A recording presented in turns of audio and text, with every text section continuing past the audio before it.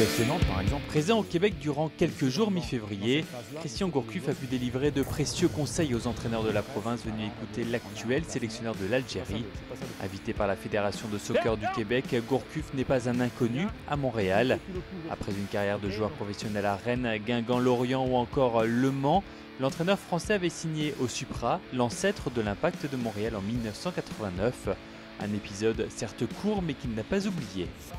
J'étais en fin de carrière et puis je venais d'être viré du Mans et j'ai eu l'opportunité de venir ici au Supra faire un essai déjà, au mois d'avril je crois, passer quelques semaines.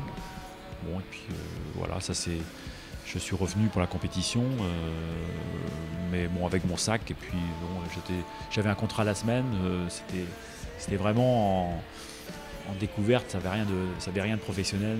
Sur le plan humain déjà ça avait été très riche, la preuve c'est que j'ai gardé les contacts depuis quand même avec des gens que j'ai revus aussi, des anciens partenaires aujourd'hui, donc ça me fait plaisir.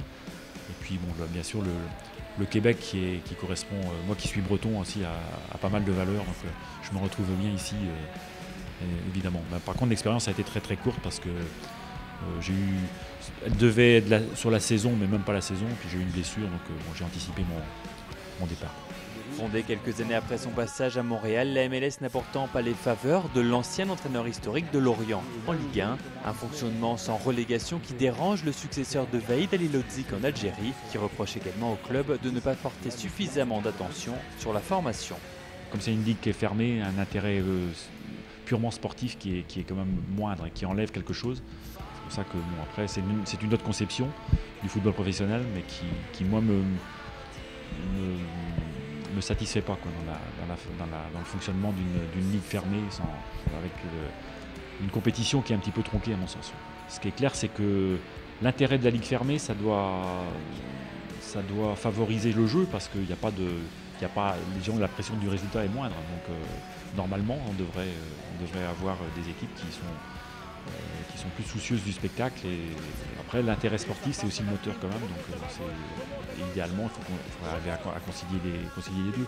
Je ne peux pas juger le MLS parce que je ne connais pas suffisamment, donc je ne peux pas juger même la qualité Ce qui me gêne le plus, peut-être, c'est au niveau de la formation. Les incidences que ça a sur la formation aussi. Il faut que, impérativement, pour que le football se développe, et déjà c'est un problème aussi en Algérie, c'est que les clubs sont impliqués dans la formation de jeunes joueurs. La MLS pourtant, Christian Gourcuff aurait pu y goûter il y a peu de temps.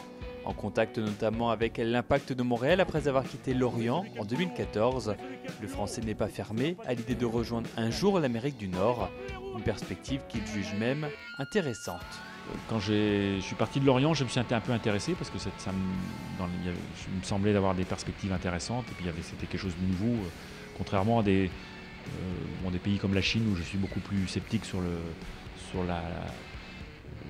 l'instauration dans la durée d'un football, même s'il y a un potentiel humain aussi, mais je pense qu'ici dans le continent nord-américain, il y a tout ce qu'il faut pour développer le soccer, et donc je m'étais intéressé, mais bon après j'avais vu un fonctionnement quand même était un peu fermé, donc très très compliqué aussi, mais c'était quelque chose qui m'intéressait. Alors bon, maintenant je commence à être vieux, donc je dirais que ce serait plutôt un retour aux sources, je dirais, pour moi pour la fin de carrière.